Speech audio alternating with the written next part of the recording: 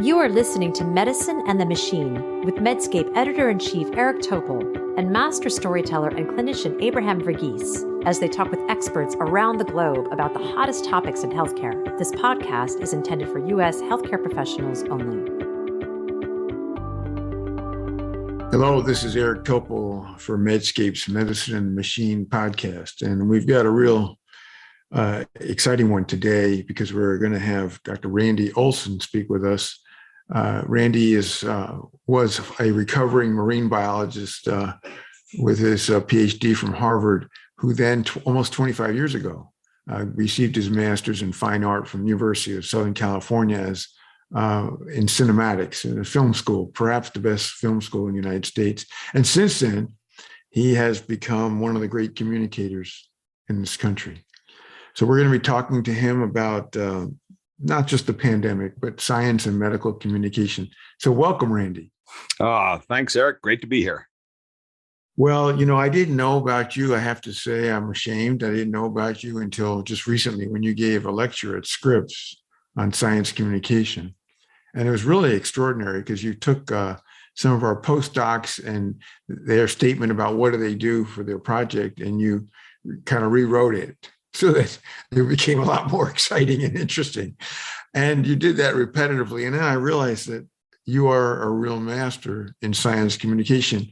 Previously, I had interacted a fair amount with Alan Alda and his efforts. Maybe you could comment about what's different about your take, your ABT template, and what you know about the Alda communication effort. I think those guys are great. And, he's given a real gift to the world of science, just in his endorsement of, or bringing his brand name to the improv training for science. And that's a very important tool in communications training. I, for probably 25 years, worked with the Groundlings Improv Comedy Theater in Hollywood. As soon as I got out of film school, I really connected with them and knew that they were a major resource. And in fact, worked with about 25 of their actors, cast them in different short films I was doing, always searching in hopes of finding one that had really a kind of deeper, almost also intellectual side, interested in what I was doing. And I finally found it in the form of Brian Palermo, who's one of their veterans, who's both actor, was kind of part of Jay Leno's show and cast and lots of other shows he was on. And I cast him in a film, and he came up and said, any chance we could go to lunch someday and you could tell me about this marine biology stuff that you did? I'm really interested in that. He graduated from, University of New Orleans. And so I recruited him, and he started working with me in doing the improv side of the communications training. And in 2013, along with this other narrative instructor we had, Dory Barton, the three of us co-authored a book called Connection, Hollywood Storytelling and Critical Thinking. And I've been working with Brian now for 12 years. He's part of my ABT framework program now that we do. He's one of the 15 to 20 people that help run these courses. That we're in the 24th round of it. And that is what makes different that I'm doing, which is that I have a model, and nobody else has a model for narrative structure. And narrative is at the core of how we communicate, not just in recent years, but going back thousands of years. And at the core of everything that I've tried to teach is I came to Hollywood 27 years ago with this belief that Hollywood knows better than anywhere else how to communicate to the masses. And I was searching for what's the one thing I could find at the core of it all. And I found it. It's this ABT template. And it turns out it's nothing that Hollywood came up with. It really goes back to the 300 or 400 years ago to the philosophers, Kant and Hegel and all of them. It was called the triad back then. And it's at the core of how we communicate. It's gotten obfuscated and obscured over the ages. And in the last century in particular, as we generated so much information in our society, we've lost these core simple principles. And that's a lot of what I'm preaching, is it's time for us to get back to this element of simplicity at the core of communication. Because, there's a book that's come out recently that's, I think, a bestseller titled Stolen Focus, Why You Can't Pay Attention by Johann Hari. And that's yet another book. 10 years ago, there was The Shallows, and then books before that about what's been going on throughout my lifetime and yours, which has been the glutting of information and the consequence in terms of reduced attention span and focus. And that's the real ailment that we have now. And so that's the problem. And ABT is at least a part of the solution. Now, so for the medical audience, Medscape, biomedical, healthcare professionals, they, of course, need to know what the A and the B and the T stand for. So maybe you could give a quick review on that one. Yeah, exactly. Well, the starting point is to understand there's two ways to communicate: non-narrative and narrative. Non-narrative is simply spewing out information without any problem solution that it's built around. And that's the default way. That's what most everybody starts their communication with. With more effort, you can work that material into narrative communication. And that's where you build it around a problem solution dynamic. And at that point, there's three parts to it. There's the setup, there's the problem, and there's the actions or solutions that are being taken. That's what the ABT is. The three words, and, but, and therefore, are just the most common words for putting that into action in our language. But they really embody the three forces of narrative, which are agreement, contradiction, and consequence. This is how we communicate all day long, everybody, everywhere. And this becomes a very simple template of ABT, easy to remember, and to put to use. And it applies to everything. And so, for example, in your laboratory, might be the case that you've been studying, a gene that's been studied for 50 years, and we've learned this and this and this. But the one aspect of that gene that nobody's ever really been able to figure out is this thing. Therefore, you're now doing the following projects. And every single project falls into that template of ABT. And that's what we do in the training now. Yeah, now that's what I think we know. Storytelling is really important, but what you're providing is a template to tell the story. And I think that's so vital. Now, let's shift to the pandemic. Oh, yeah. This has been a historic botched job in communication led by the CDC and other public health agencies. Can you kind of give us a critique of how there wasn't a very good communication and storytelling along the way? Well, you've given me the gift already, a head start on that, which is your last episode, or the episode you did in mid-December, which anybody listening to this one, I wish you could stop right now and go back and listen to that one before we even go any further. It was your discussion with Andy Slavitt about the pandemic. And of all the things I've listened to in the past 2 years about the pandemic, that may be the very best discussion I've heard. You, the three of you, Abraham and Andy Slavitt, first off, the tone was so perfect. You were so somber. And he was so honest. What a great guy. And he didn't show up in your podcast and put up some facade about, we're really proud of the job we did. No, he was so honest. He just said, we know we've blown it. And close to 1 million people have now died. And we've got to figure out some way to assess what's gone on here. Now, you and I are both buddies with Mike Osterholm, the head of the University of Minnesota's Center for Infectious Diseases. And I got to know him in October of 2020 at the start of the pandemic. He was on Meet the Press, and he's the only guy that I've heard talk about this part of the problem, which is that we've done a poor job communication back then. Now, of course, everybody, you're right, all descended on CDC. But on that appearance on Meet the Press, what he said was, we're failing to communicate with a single voice, which has been the problem all along, just all these people contradicting each other. And he also said, we're failing to tap into the power of story and storytelling. So I immediately, made a beeline to him through my contacts at the CDC, asked him to please contact him. He ended up getting on the phone with me a couple of days later, and may turn out to be his worst nightmare. We became buddies and began tons and tons of phone calls and discussions, some of which we locked horns. And the sad thing is he's still the very best. He's my hero in the whole pandemic. The one guy who pointed to the communication when nobody else was pointing to it. And the consequence was, to cut back to the discussion you had with Andy Slavitt, the best thing you guys did of all of that whole great discussion was you ended by saying, what's the bottom line here? And he owned up to it. And he said, there's two things. First off, there is the science side of what went on. And I give ourselves an A or an A minus. And I completely agree with that. The scientists did heroic work, as we know. Michael Lewis was on 60 Minutes last year, and with his book Premonitions. And he hit the same note. He told 7 heroic stories in that book, but he said, it's not a time to celebrate. Despite all this hard work, we failed the public. And yet the science definitely does deserve an A minus. But then he went on to the other element, which was, you guys referred to it as social science. I'd broaden it out into just the social dynamic. And you guys agreed on the score of a D- to an F. And there you go. Why do you think it deserves a D- or an F? Yeah, this is really important because there's so many factors here that contribute to a failed communication. I don't know if I want to call it a strategy. It just was just poorly coordinated. One you touched on, Randy, which was there was infighting, so that there was different narratives by the White House saying we're going to give boosters to everyone, and then the CDC and the FDA went against it, and they each were fighting about the White House response team with the NIH, and they were on one side, the CDC and FDA was on another, and then every few days the booster plan changed. It went from we're going to have everyone get a booster to, well, maybe not everybody, but maybe in 8 months, or no, maybe 5 months, no, maybe 6 months. And it was mass confusion. And we've never recovered from that. We're at 20% boosters, where there are countries that are 65%. And we know that's really important, both for Delta, Omicron, and the waning of immunity. Now, that's just one part of that, is the contradictions and the confusion. I think the communication isn't clear. Like, I'll give you an example.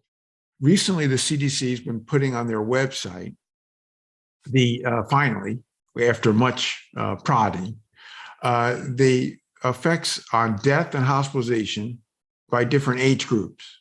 Okay, and with a booster, without a booster, with no vaccination, 2 shots, and they communicate it in very strange ways. And I put down on Twitter, that's not a good thing. No, 99% reduction of death with vaccination and a booster. 96% a reduction in death and hospitalization with a booster across all age groups. Simple. Like anybody can get that, but they have the 62x this and that, and they don't. Okay, let me jump in at this point. Yeah. So I've got a few simple little quotes here to share, and this is a really fundamental one. In the course, we produced a book. I wrote a first book called The Narrative Gym. And then there's 15 to 20 people that help me run this course that are from a number of other disciplines, because the ABT applies everywhere across all disciplines. And so there's a fellow from the business world, Park Howe, who's the longtime host of a podcast called The Business of Story. He came across the ABT 8 years ago and flipped over it and uses it day in and day out. So he looked at my Narrative Gym book and said, nice book, but unless it has business on the cover, my business people aren't going to buy it. So we did a rewrite of the first and last chapters and made the Narrative Gym for business. Then same thing happened with the lawyer, Doug Passon, who works with us. He's a great lawyer that has been written up in the New York Times a couple of times. He co-authored the law version of it with me. And then Dave Gold, veteran Democratic Party political strategist, did the same thing and co-authored the politics version with me. And we start that book with this quote from Barack Obama, who, is my favorite president in recent memory. At the beginning of his second term, he was asked this simple question, which is, what would you say was the biggest shortcoming of your first term? And here's what he answered. The mistake of my first couple of years was thinking that this job was just about getting the policy right. And that's important. But the nature of this office is also to tell a story to the American people. So if we take a look and dissect this out, what he's saying there matches completely with your 2 grades of A for the science, F for the implementation. He's talking about, in the beginning, he says, I thought that this job was just about getting the policy right. That's the information side. That's what the science folks did. And they got the information right. They nailed it on the vaccines. But he goes on to say, but the nature of this office is also to tell a story to the American people. That's where the whole COVID project fell apart. There wasn't that effort. There wasn't an understanding of how equally important it is to, once you get the knowledge of the vaccine, to figure out how you're going to get the public to actually do this. And it became a big shock when they started to roll it out and found out that a third of the public just said, we're not taking your vaccine. And more importantly was, for me, poor old Mike Osterholm, who had to put up with all these horrible phone calls from me, where I just kept calling him up and say, what's going on? Because he was on that advisory council from the beginning, the 13, mostly epidemiologists they assembled, who were superstars, and they expanded to 16, and they did their job. But I kept asking him, when are they putting together the equal and opposite counsel for the communication side? And the answer was never. They never did. And there's where it fell down. There's your F. There was not a concerted effort on that. And furthermore, I kept saying to him, I hope that when they do finally put together those 13 to 16 experts, that none of them have PhDs, that they all come from either Hollywood or from the advertising marketing world, where they have the intuition, the gut level stuff to connect with the masses. And you may recall in that talk I gave to your group there, Scripps, that I talked about the two presidents that were most impactful in my lifetime. The first one, John Kennedy, who represented the best and the brightest, that whole image of let's pull all the greatest minds in our society together to lead our society. And I thought that was how government was supposed to work until the third year I was in graduate school, when this country elected the co-star of Bedtime for Bonzo, a big great actor named Ronald Reagan. And I despised him through all those years. But as the years went on, he developed the nickname of the great communicator. And what you came to realize was that he understood the power and importance of this communication stuff. And one little anecdote I'd thrown in there was that one of my friends from high school worked in the Reagan administration. And she said, yes, it was true. He knocked off work at 5 o'clock and he laughed at academics and called them eggheads. But every so often in the White House, you'd see a transcript of one of his speeches sitting there, and they'd be covered with his handwritten comments. And it showed you that he took that one part of his job very seriously. He was a trained actor. He knew how important acting is, and it is communication, one and the same. And he put all his effort onto that, became the great communicator, and had an enormous impact on this country, whether you like it or not. You know, he changed our society. He understood that need. And it wasn't, he didn't have a PhD. There's got to be a partnership between the PhDs and the people that understand the communication. And they're different groups, and they've got to work together. And that did not happen at all.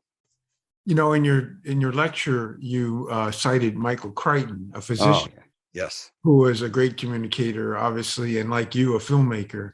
And you actually, I didn't even remember he had written a New England Journal article about communicating in medicine. So the themes here are very similar across, whether it's public health agencies, for communicating science, the progress in medicine, and how to deal with people who aren't going to get a vaccine no matter what, trying to mitigate that concern. But also, there's then people who have become established, like Joe Rogan, as a great podcaster, like number one, like in the world, $200 million man. Yeah. Now, our friend Mike Osterholm was on his podcast just last week. Okay. And he was brought in after all the pressure of having people like Robert Malone and Peter McCullough and others who were very much miscommunicating. I would even say discommunication, to try to get things straight. How did you listen to that 2.5-hour podcast as I did? Yeah. What can you say about that, and how Mike and Joe interacted? Mike is the bravest of communicators getting out there. But this stuff is warfare. And when you go on anybody's show, you're going into their arena, and it's almost impossible for you to control the narrative. And that's what communication is about, is controlling the narrative. And the ABT gives you a whole analytical way to look at it.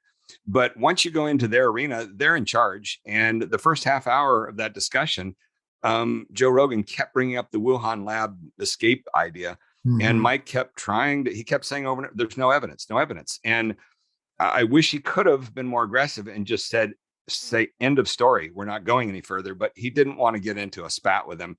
And I respect that. But this is where where's the Jen Psaki for the NIH?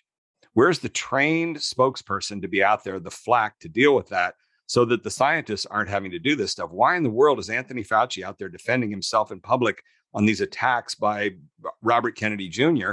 and Rand Paul? There ought to be spokespeople that have got the training on how to control the narrative. And there are in Hollywood. I mean, I've worked with some of these publicists, and they are animals. And it is a really vicious, aggressive arena that you've got to have the training to get in there, because you've got to get the jump on them. You've got to control the narrative. You've got to get out ahead of stories. You've got to look out for narrative voids. And one of the little rules that coined in all of these books, the narrative gym books, is something I call Shirley's Law. And Shirley Malcolm's my good buddy, who's been the head of education for AAAS for many, many years. She's awesome. Mid-70s, Black woman, grew up in Birmingham, Alabama. She and I are soulmates for the last 15 years. And early on, she would say this thing to me, which is, if you don't tell your own story, Somebody else is going to tell it for you, and you probably aren't going to like how they do it. And that has gone on over and over again for the Democratic Party. It happened with Michael Dukakis with the Willie Horton commercial. It happened with John Kerry with the Swift Boat veterans. It happened with Hillary Clinton with Trump calling her crooked Hillary. Over and over again, they've failed to have this ability to get out ahead and tell powerful stories on their own. And they've had other people tell the stories. And as the Hollywood publicists would say to you, you're chasing the bus at that point. The bus is already out. They've got the narrative. And once you're chasing the bus, you can't redirect it. You can't stop it. All you can do is try and come up with another narrative that might compete with it. But there's just none of this discussion. And the single biggest message, if I had for the whole Biden administration and for Andy Slavin, all of them, is you want to know where the golden chalice is? It's in chapter 2 of Robert McKee's book, Story in 1997. That is the gold standard for Hollywood storytelling. Robert McKee is the big guru in Hollywood. And chapter 2 is his whole account of the 8 fundamental principles of classical design of stories, how they've been shaped for thousands of years. And this is what's not going on, is any understanding that you're dealing with communication dynamics with the masses that have been programmed into the brain for thousands of years, going back to Gilgamesh, the first recorded stories. And I don't hear any of that discussion going on with all these people that are in charge of communication. And until that's going on, you're not going to get a handle on these things. And it's just, it's lacking as a perspective. And here's one tiny example of it, which was on Monday this week on Andy Slavitt's own podcast. He had Rochelle Walensky, the head of CDC, on there. And within about 3 or 4 minutes, they began talking about uncertainty. And this comes up all the time, especially in the climate world. Well, if you read McKee's book there in chapter 2, these 8 characteristics of narrative, that's one of them, is complete causality. The mass audiences want complete certainty. It's called the omniscient narrator in the world of literature. There's a whole body and tradition. People, when they read novels, they don't want to hear a narrator that's telling them a story. I think this happened in Alaska. Maybe it was in Argentina. I don't really know where it happened. They disconnect at that point. They want complete confidence. And there's the hole in the whole system, which opens the door to all these conspiracy theories. Have you ever heard anybody offer up a conspiracy theory with probabilities? No, that's the whole thing. It's a con man. We have this weakness. The masses have this weakness towards confident voices because that's what they seek, is complete confidence. And the science world is not even aware of that as a constraint. But that's where it all begins, is understanding the landscape out there, and that you've got to shape your communication dynamics around the way the masses think. You can't just yell at them, here's the facts. It just, again, an A versus an F. That was such a good synthesis you guys did. There's your marching orders, that F. Well, you've already touched on some of the cardinal aspects. I mean, what you really, besides being a filmmaker and a marine biologist, what you really have done is understand the science. I mean, there really is a science of communication. And a lot of the things that you've just cited really represent that, reflect that. Now, what's really amazing to me, I mean, whether it be the storytelling and ABT, whether it's getting ahead of the story, whether it's dealing with certainty and knowing what is going to resonate and not resonate or lead to holes in stories that are going to be filled in by conspiracy theorists or whoever. Why? I don't understand why the CDC and the FDA, the White House response team, has not called you in to help them. Really? Okay. That's a really great question. First off, my first book was titled Don't Be Such a Scientist in 2009, which is a fairly aggressive title. And even before it came out, a lot of people on blogs were saying, this is so negative, but it came out and got solid reviews in Science and Nature. And one of the biggest treats I got was in August of 2010, a group of communications folks at the CDC invited me to come spend a very lengthy day. It was the first of 5 visits I did there, but that first day was monumental. And the day began in the morning with me meeting with Tom Frieden, who was the director then. As I walked in his office, he was holding up my book and saying, this is not the way to do it. This is too negative. We sat there. It was supposed to be a 10-minute meeting. It was a half an hour of locking horns. And, from the outset, but all the communications people, that what they had said to me, and I'll try and be polite about this, but I had a conference call with them the week before, and they said, you have the Harvard PhD, you are a postdoc, you got tenure, you had the big NSF grant. Maybe they'll listen to you, because they will not listen to anything we try and tell them on how this communication stuff is so important. And that day they set me up for 3 meetings, each time with like 20 to 30 scientists in a room. And one of them turned into pretty much of a shouting match as I was telling them, you have got to work with these communications people, because if you don't, there's this growing anti-science movement. I made those 2 movies about the attacks on evolution science and climate science. I saw it all amassing. I couldn't believe it when there was an article in the New Yorker in May of 2005 called Devolution.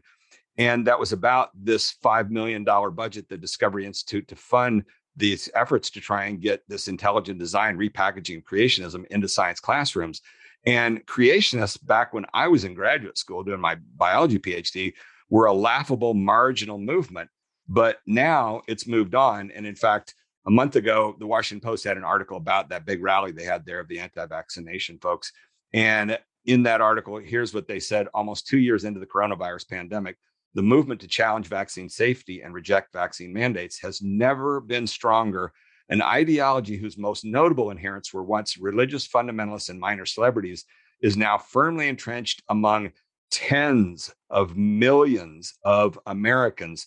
The mobs are not just at the gate, they're pouring into the science establishment. They're rooting the palace. And when will the science world understand that you're under assault?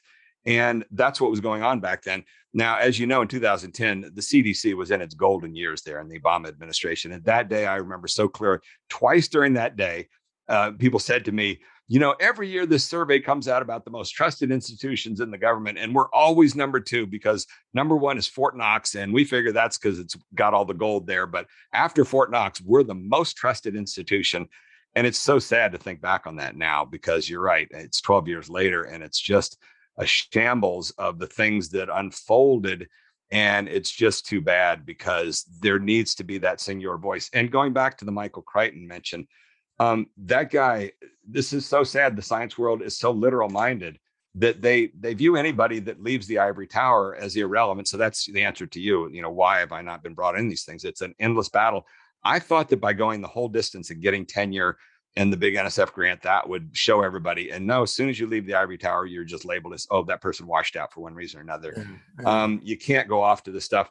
And it was the same thing with Michael Crichton, which was, he did the Harvard Medical School, everything. He was a postdoc at the Salk Institute, and then got pulled away to make hundreds of millions of dollars in Hollywood. And for 25 years, he offered back up his knowledge.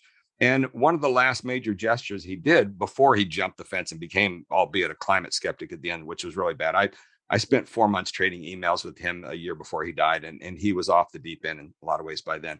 But previous to that, he did put in 25 years making himself available to science.